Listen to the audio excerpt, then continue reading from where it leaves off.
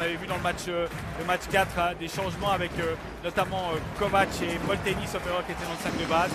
Et là, Couture et Casali ont retrouvé leur place, qui du côté Neuchâtel, c'est aussi très classique avec Savoie, Touré, Steinmann, Mathis et puis Brown.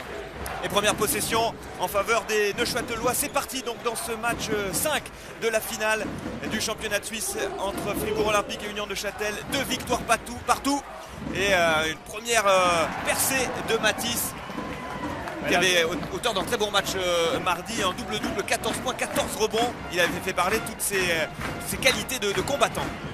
C'est une très bonne entame de match avec la volonté d'aller chercher à l'intérieur, de mettre Mathis aussi en confiance, c'est important. C'est concrétisé par 2 points et même une balle volée derrière.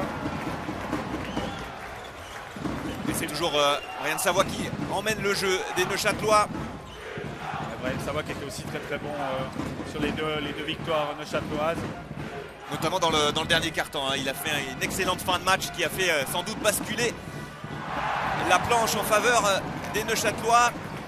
Et Brown aussi qui inscrit ses premiers points, qui lui aussi avait été le meilleur marqueur lors du dernier match avec 26 points au compteur et très très adroit notamment au tir extérieur. Il avait débloqué la situation, hein. Il avait remis Neuchâtel en confiance à des moments importants alors qu'ils étaient à -8. Et déjà une balle volée et un rebond également pour Babacar Touré.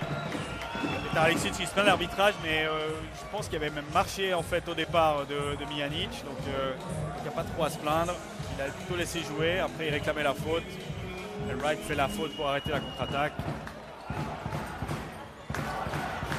Le contrôle du rythme a été vraiment une constante dans ces matchs. C'est vraiment une volonté des deux coachs. Donc les bonnes équipes, c'est des équipes qui contrôlent bien le rythme et les deux équipes le font à merveille. Balle perdue avec un pied de Babacar Touré. Petar Aleksic, l'entraîneur fribourgeois, qui ne tient pas en place. Mais ça va juste pour la présentation. Après c'est un rituel, il la donne à son épouse qui est assise juste derrière lui. Cassadi qui prend un shoot lointain et avec la réussite qui débloque le compteur de Fribourg Olympique. Là c'est des paniers importants pour la confiance. Panier ouvert avec une erreur défensive de Châteloise. Chercher la balle à Brown à l'intérieur qui a un avantage de taille sur Wright. Jolie passe là de Mathis pour Brown, mais Brown n'a pas réussi à bien maîtriser ce ballon. Une faute de Casadi sur un shoot à 3 points de Steinmann. Il aura 3 lancers francs. On voit là toutes ces volontés de coach, hein, de chercher vraiment une fois ce qu'on appelle les mismatchs, les avantages de taille. Et Brown en a un par rapport à Wright. Alors les lancers francs qui avaient également été une donnée importante du dernier match. En tout cas avec beaucoup de réussite fribourgeoise. Le Château avait un petit peu pêché, ce qui avait sans doute empêché de prendre peut-être l'ascendant plus tôt. Ça commence bien ce soir pour Steinmann. Ouais, puis Fribourg a marqué beaucoup de paniers finalement sur lancer franc mardi soir et c'est vrai qu'ils ont eu peu de réussite sinon en attaque sur des attaques normales. Ça c'était aussi une conséquence peut-être de vouloir vraiment bien gérer le rythme. Alors ça a bien fonctionné pendant une mi-temps et puis après on a vu une équipe qui joue un petit peu one ball, hein, derrière la ligne à 3 points, qui ne sait plus trop comment trouver des paniers faciles et c'est toujours délicat quand c'est le revers de la médaille de vouloir jouer à un rythme qui n'est pas forcément le sien. Fribourg a une équipe qui est très athlétique, donc il serait meilleur en courant. Et Petar Aleksic juge que le contrôle du rythme et du nombre de possessions est plus important que de courir. Duel sous les paniers qui tourne à l'avantage des Neuchâtelois et Steinmann. Très précis au lancer franc qui là. Et puis plus d'agressivité de la part de Neuchâtel. Ils étaient 4 au rebond, hein, sur cette situation de contre-attaque contre un seul fribourgeois. Et petit avantage au score là pour Union de Châtel, 6 points d'avance. C'est vrai que sur le parquet de Fribourg, pour ne pas subir trop la pression des Fribourgeois en fin de match, Union de Châtel, vous le disiez, a plutôt intérêt à essayer de se détacher, de prendre un petit matelas d'avance pour essayer d'aller décrocher cette victoire à l'extérieur qu'il lui faut pour décrocher le titre de champion. Bien joué en attaque de Touré, c'est un peu de réussite.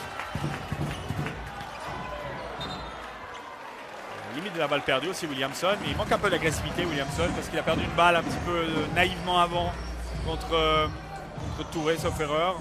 Et puis là aussi, cette balle, il doit la contrôler face à Savoie.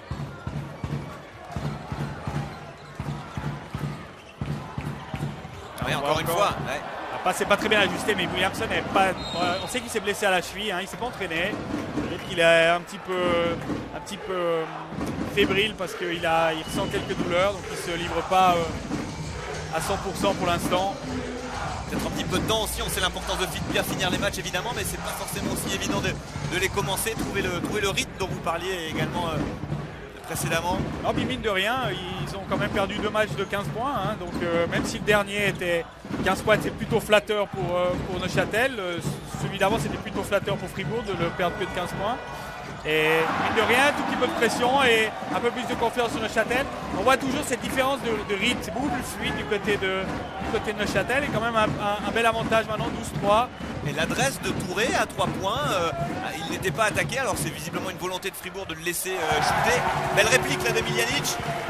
Mais c'est vrai que Babacar Touré n'est pas maladroit, hein, malgré son rôle plutôt d'intérieur, derrière la ligne extérieure. Voilà, je ne miserais pas la victoire sur un match sur la réussite à 3 points de Babacar Touré, même si j'ai beaucoup de respect pour ce très très bon joueur.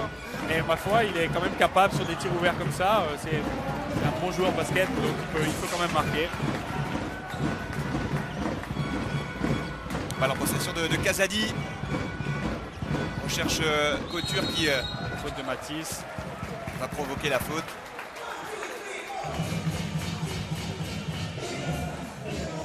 Les équipes avaient été très disciplinées également mardi. Peu de joueurs qui avaient dû sortir pour 5 fautes. Aussi un élément important dans cette rencontre à surveiller. C'est un élément clé, hein, surtout sur les joueurs majeurs, parce que ça peut vite faire basculer un match. Et des joueurs comme Touré ou Matisse ou Brown ont rapidement des fautes. Ça enlève des options de coaching à chacun de leurs coachs et c'est beaucoup plus compliqué. Fribourg qui revient tranquillement quand même dans ce match. Ils ont marqué à 3 points avec Miljanic avant, ce qui lui fera du bien aussi. Miljanic qui était passé un petit peu à côté de ses derniers matchs. Puis la Couture qui fait 2 sur 2. Toujours la réussite fribourgeoise au lancer franc. Ils excellent dans cet exercice.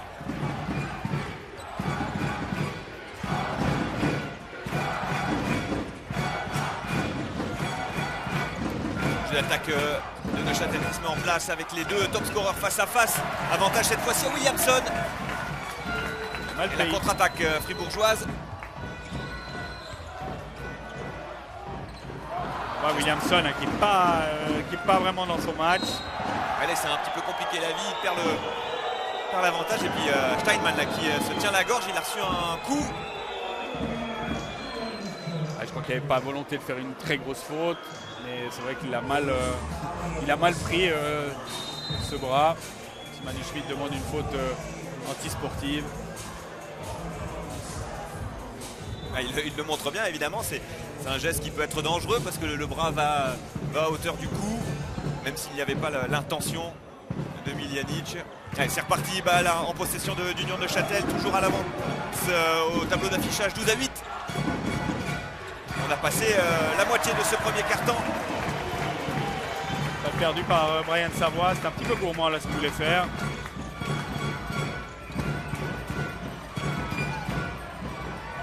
Très bien joué là de Fribourg. Neuchâtel qui est un tout petit peu moins discipliné défensivement. Là, ils ont bien commencé leur match. Ils ont fait 3 erreurs sur des tirs à 3 points notamment. Là, sur cette situation-là où il se trouvait tout seul sous le panier, Kazadi. Et ça permet effectivement à Fribourg Olympique de revenir gentiment à hauteur quasiment.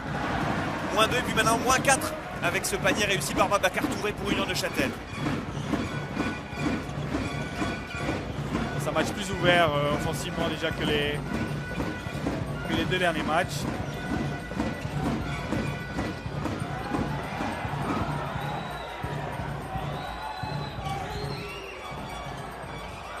Je joue un peu avec le feu là, moi, parce que c'est quand même tout de même un shoot qui est assez facile pour Wright. Faute d'Olympique qui a déjà à 4 fautes d'équipe aussi, qui n'a pas vu qu'ils étaient à 4 fautes d'équipe. Donc cette faute pour arrêter la contre-attaque n'était pas très intelligente parce qu'elle va donner de lancer franc tout de suite. Ouais, ça c'est important parce que 3 minutes 48 et à chaque faute maintenant fribourgeoise il y aura lancer franc. Et ils se sont retrouvés très souvent dans cette situation-là sur les autres matchs de la série. C'est quand même leur péché mignon. Mais déjà les premiers changements, on ne change rien dans le 5 de base d'Union de Châtel. Ça bouge en revanche côté Fribourg Olympique avec l'entrée de Jurkovic à la place de Casadi et de Kovac également. Il remplace Couture et Casadi.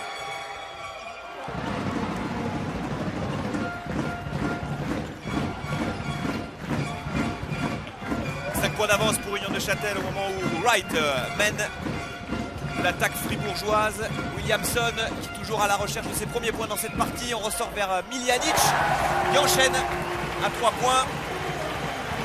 Il y a beaucoup de tirs à 3 points qui sont donnés quand même à Fribourg en début de match. Là on voit Steinman qui est vraiment très très loin de son adversaire direct.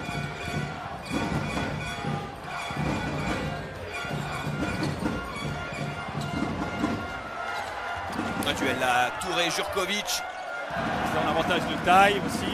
Jurkovic qui est un peu naïf parce qu'il est resté sur ses appuis et il s'est laissé enrouler par Touré. C'est le principe de base de défense dans ces positions-là, c'est de rester en mouvement. Il était à la limite du double dribble, il semble, Kovac. Et rebond pour Fribourg qui va finalement garder ce ballon.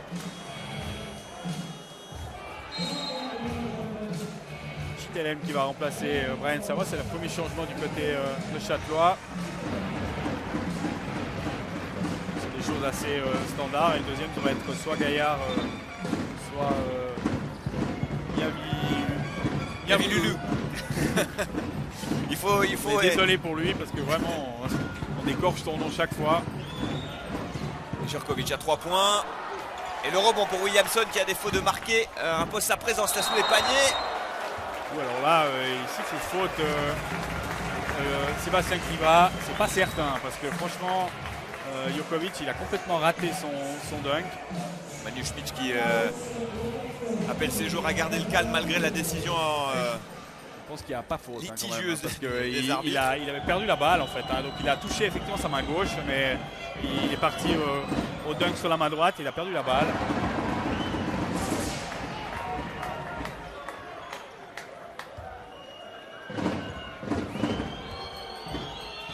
Un tout jeune joueur qui commence à prendre de plus en plus de temps de jeu, mais là qui manque ces deux lancers francs.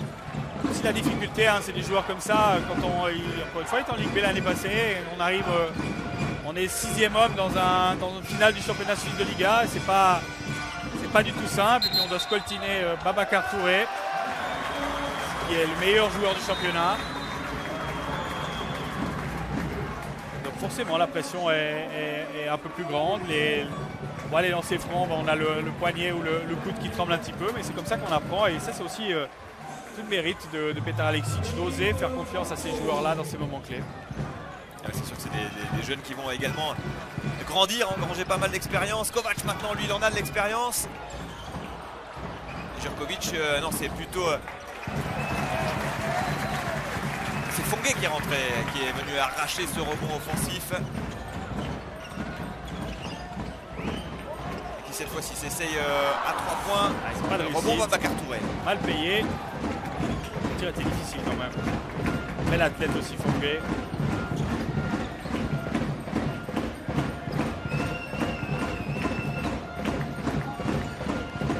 Sa vitesse, son avantage de vitesse face à Jurkovic.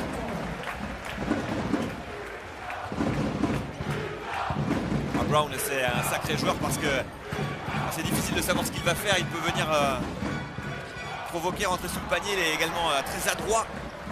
Pas beaucoup de réussite là à Fribourg parce que c'est des bons tirs quand même ce qu'ils ont pris. Et c'est vrai, gentiment, Union de Châtel reprend un petit peu d'avance. 6 points maintenant. Il a toujours été devant pour l'instant dans ce carton.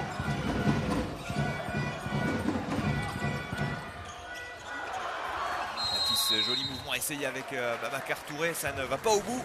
Ouais. Ça sera redonné à Fribourg sur l'entre-deux. C'est Savoie qui fait son entrée pour Steinman et Miloulou pour Babacar Touré. Je vais tourner le chrono, quelques secondes, je ne sais pas si les arbitres ont vu. Mais il y a 2 ou 3 secondes qui ont passé. Et on est en train de les redonner, voilà, tac, on les remet. Ça remonte 57-50, voilà, on va repasser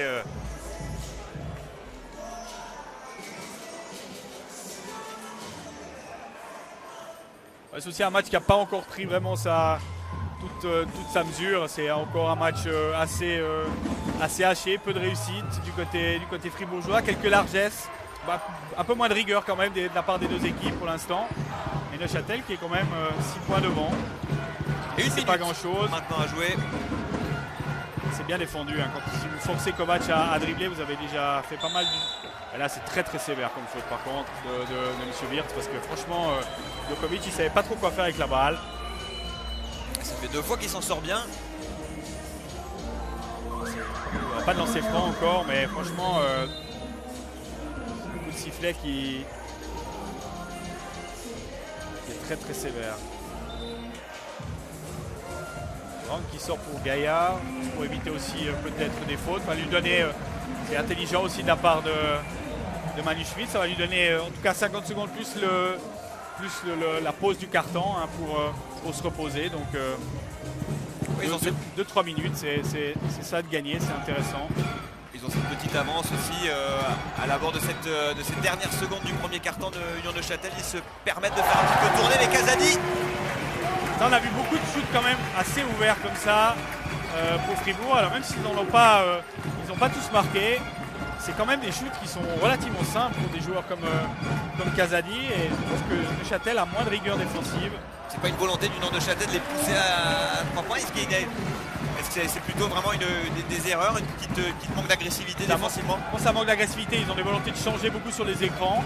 Et il y a des grands joueurs qui se trouvent face à des petits joueurs loin du panier. Et je pense qu'il ferait mieux de les forcer à dribbler plutôt que de les laisser prendre des tirs. C'est une bonne faute de Savoie. Puisqu'il n'y a encore pas 4 fautes d'équipe. Maintenant, il y aura 4 fautes d'équipe. Donc ils vont défendre les 8 dernières secondes. 8 secondes pour Casadi et les Fribourgeois pour essayer de recoller, pourquoi pas, à 1 point au tableau d'affichage ou à égalité si c'est un tir derrière la ligne d'avantage. Casadi qui va s'y mettre. C'est bien joué. Et ça rentre sur le buzzer. C'est une spécialité de Jonathan Casadi. Hein. C'est un joueur qui n'est pas très rapide. Il a beaucoup de taille et qui sait utiliser extrêmement bien son corps pour se protéger. Il y a beaucoup d'équilibre. On a vu ce tir en se retournant, qui n'était pas facile. Et Fribourg qui est là, qui ne s'affole pas. Hein. Et ça, c'est aussi la caractéristique des deux équipes d'ailleurs dans cette série. Il n'y a aucune équipe qui s'affole lorsqu'elle est menée. En tout cas, on est reparti sur les bases d'un match très serré. 19-18 à l'avantage d'Union de Châtel à la fin du premier quart-temps. On fait une courte pause et on se retrouve ici à la salle Saint-Léonard pour la suite de cette finale, match numéro 5. A tout de suite.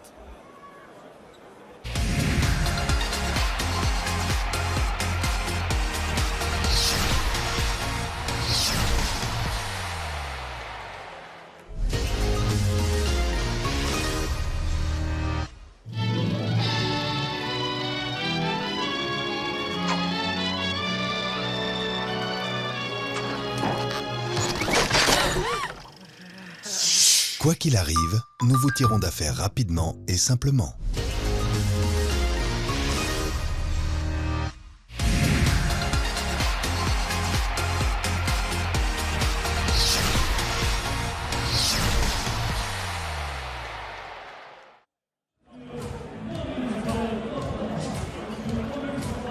Union de Châtel qui mène 19-18. À la fin du premier quart-temps contre Fribourg Olympique, c'est dire que rien n'est joué encore dans ce match numéro 5 de la finale du championnat suisse. Les deux équipes, on vous le rappelle, sont à égalité, 2 victoires partout. Match donc crucial ce soir à Saint-Léonard devant une salle quasiment pleine. On doit être pas loin des 2500 spectateurs. Fribourg Olympique qui a un pourcentage qui est extrêmement faible à 2 points, 1 sur 6, c'est vraiment très très faible, mais par contre qui est à 4 sur 7 à 3 points, on l'a dit, beaucoup de largesse je trouve de la part de Neuchâtel sur quelques tirs ouverts, et puis de l'autre côté Neuchâtel qui a un bilan plus équilibré, 1 sur 1 à 3 points, et qui est un peu plus adroit, même si c'est pas grand chose encore, 6 sur 13 à 2 points. C'est pas extrêmement élevé, donc on a un match encore assez haché, assez tendu. La pression et l'enjeu est très très grand aussi. Finalement, la qualité du jeu, c'est pas très important. Ce qui compte, c'est d'être efficace et de gagner un match. C'est vrai que les deux équipes ne sont pas encore à un maximum de leur possibilité, ils ne tournent pas encore à plein régime. Mais on se bat avec ce rebond offensif récupéré par Babacar Touré. Les 3 points derrière de Brian Savoie. Là aussi, ça manque un petit peu d'agressivité de Jonathan Casadi. Beaucoup de joueurs un peu passifs, on les voit. Il y a encore une fois un tout petit peu moins de rigueur que dans les matchs passés.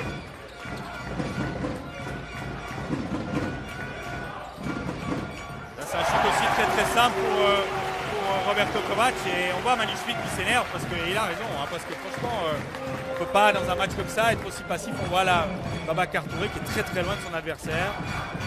En tout cas, pour l'instant, ce match, il y a des bonnes stats au niveau des 3 points, en tout cas des tirs tentés.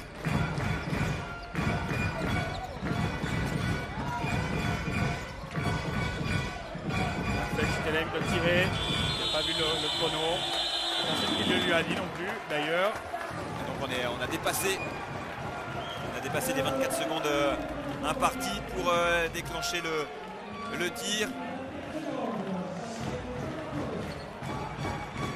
Donc il y a une possession pour repasser devant. La première fois du match, sauf erreur, ou peut-être sur la première possession. Ouais. Non, Fribourg n'a jamais mené au score dans cette rencontre. Et ça ne sera pas tout de suite avec ce rebond pour bien vivre Loulou.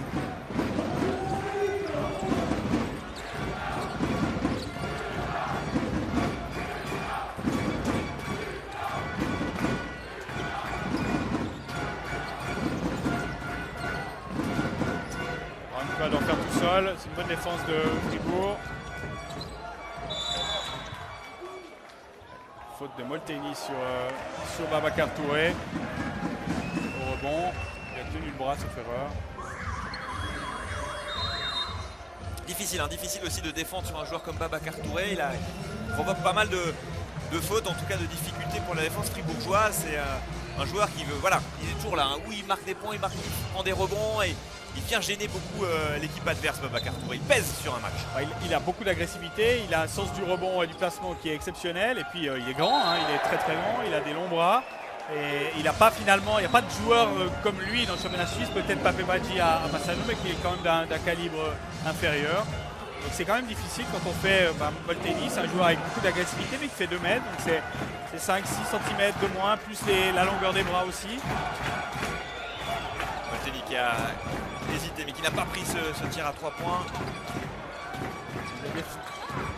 Donc ici la passe retour, Mathis c'est bien joué.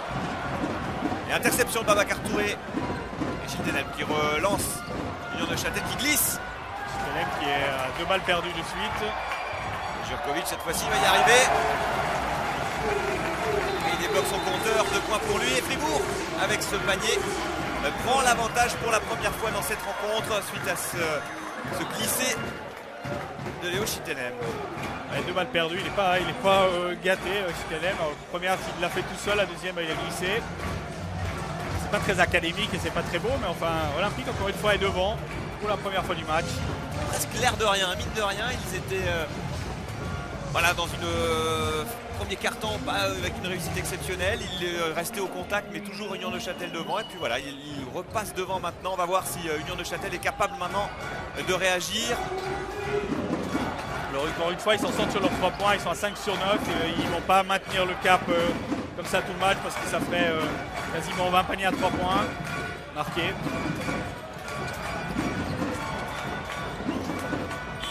Il est obligé de prendre le shoot, Brown, et le rebond offensif de Babacar Touré qui ne réussit pas à conclure.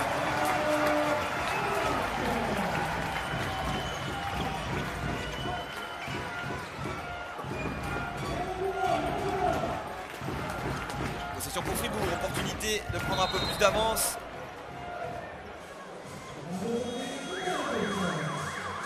Un temps mort demandé par Manu Schmidt.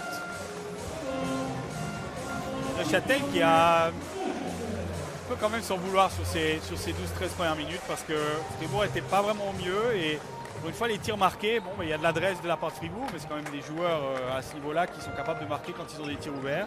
Ils ont eu passablement de tirs donnés par Neuchâtel et puis 2-3 balles perdues, 2-3 petites stupidités qui font que à la place peut-être d'avoir plus de 10 points d'avance, ils se retrouvent menés d'un point. Ils auraient peut-être pu enfoncer le clou dans ce premier quart-temps. Ils se sont contentés de gérer leur minime avance. Manu Schmidt, toujours très calme, qui donne quelques consignes ici.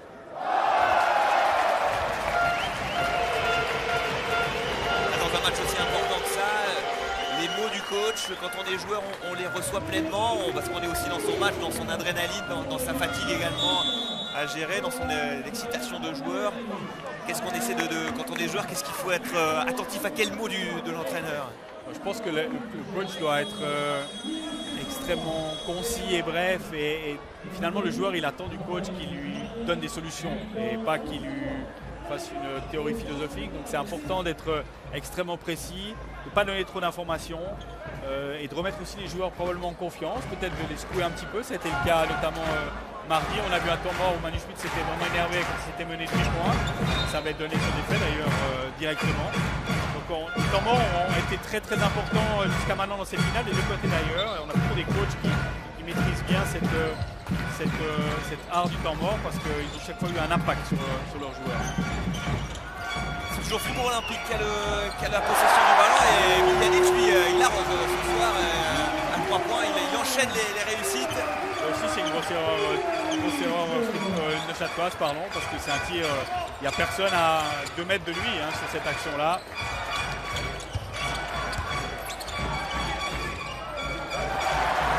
Qui n'est pas vraiment réussi ce soir pour l'instant.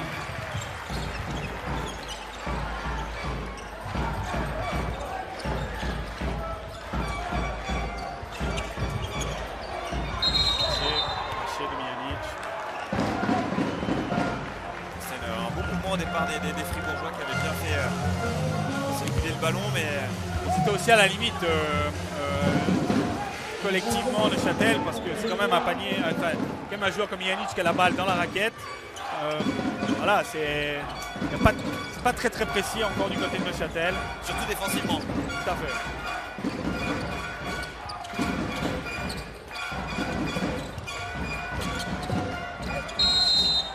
Et il est bien payé, Mathis, parce que c'était très très compliqué ce qu'il a tenté.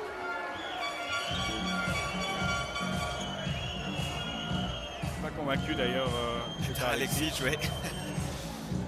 Mais bon, pour l'instant son équipe est en tête. Elle a fait la différence dans ce début de deuxième quart-temps. Les lancers francs maintenant pour Mathis, c'est pas forcément l'exercice qu'il préfère, mais il réussit son premier lancer franc.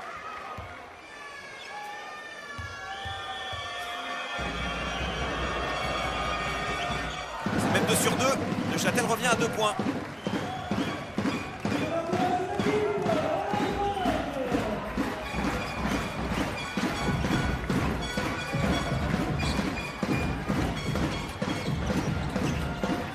Ouais, c'est le changement incessant qui crée des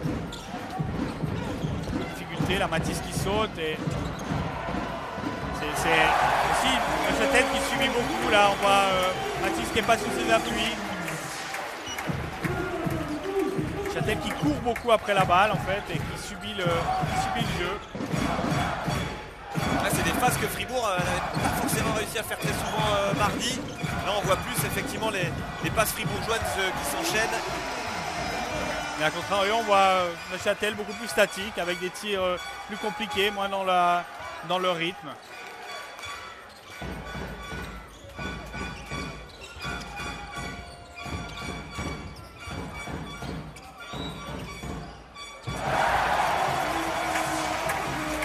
Williamson qui donne 6 points d'avance maintenant.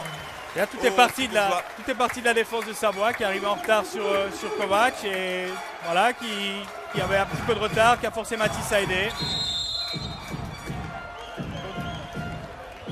C'est important de maintenir la balle d'un côté du terrain, de ne pas la laisser voyager, de ne pas laisser les joueurs dribbler comme ils le souhaitent.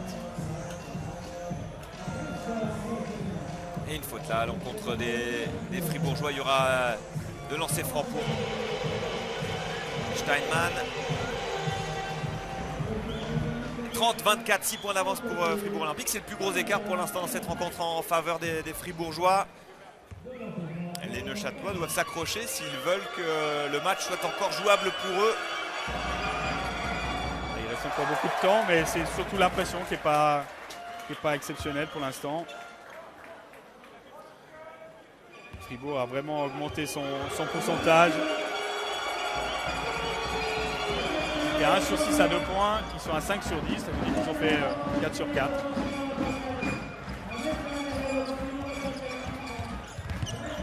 Wright face à Brown. Miljanic très très loin du panier.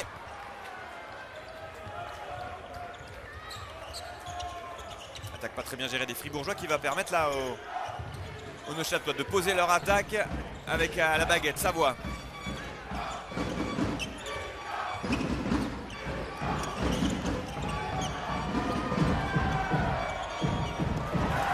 Et le ballon qui ne rentre pas sur cet essai de Steinmann.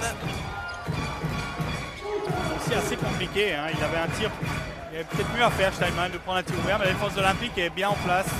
Alors il y a Vincent Gaillard qui est rentré du côté de Châtelois également. On va essayer de bien différencier Vincent Gaillard et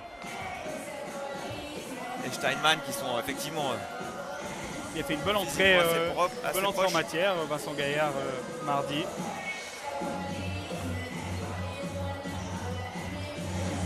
Voilà Vincent Gaillard à la lutte avec le numéro 20 Fribourg, Arnaud Couture, qui lui aussi a fait son retour sur le parquet.